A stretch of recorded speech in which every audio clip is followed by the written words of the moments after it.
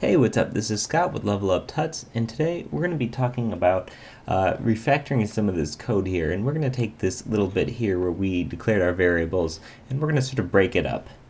And what we're going to do is we're going to first declare the variables as existing, and then after we've done that, we're going to call a method that's then going to set our variables for us. So we want to do this outside of this onCreate. So I'm actually going to click this minus right next to this set on click listener just to get it sort of minimized out of the way. And this bracket corresponds with the onCreate method. So right below that bracket, we're going to give some space here. And we're going to type private void. And then what we're going to have here is the name of this method. And I'm just going to call this var set, only because I am being lazy right now. And this is not going to have any arguments, and we're going to finish this up with brackets, to open and close it. And of course it's got this yellow underline saying that it's not being used, but that's because we haven't used it yet. So what we want to do is let's get rid of some of these finals. I'm going to go through and get rid of some of this stuff here.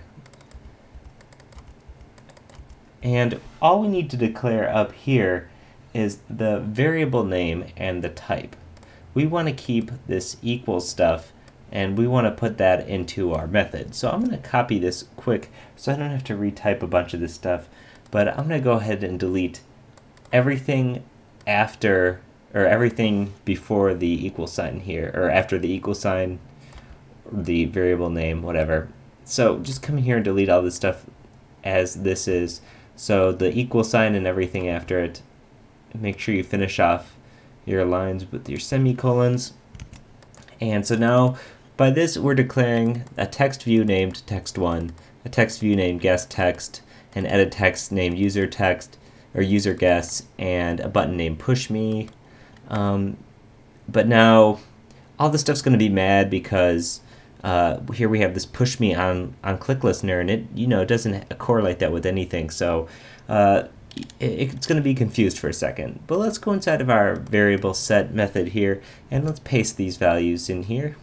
And now I'm going to delete everything before the variable name. So in this instance, I'm saying these variables, and then I'm going to exactly what they're equal to before, and we don't have to worry about the data type.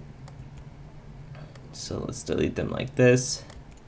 So everything's still getting a little angry at us, and we're not doing a couple of things. Well, we've gotten rid of the stuff we need to get rid of here, but we actually need to move these outside of our onCreate.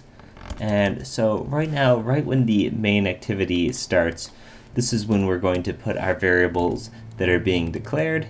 So here's what the data type and the variable name, and then it's going to run our onCreate. And so now we have this blue text, this blue color, letting us know that these, we don't have to use final anymore or anything like that, and we're pretty good here. However, we still need to set these variables once the application has been run. So on our onCreate, we now need to add just a call to that method. And to do that, we just do var set and then parentheses semicolon. And you'll notice a lot of our redness has gone away. However, it is mad about this. So here it's giving us an error because how we're declaring this array, and this is just a way that Java handles arrays. So we have to type new and then string and then brackets, just like we had string brackets up here. So where's that down here? We're gonna have a space here, and you'll see our error is going to go away. That's just a syntaxy thing, and maybe people who are a little bit more Java experienced will be able to give a better explanation than that. So as you can see, we've gotten all of our red underlines to go away, and now we can go ahead and just run our app really quickly, and you'll be able to see there's really nothing changed into how the app is running itself. So here we are, here's our app, and it looks like I got it right on the first one. So yeah, nothing crazy there, but everything's all working and our app is running, and we didn't have to use final all the time, and now our variables are all declared in a much nicer way.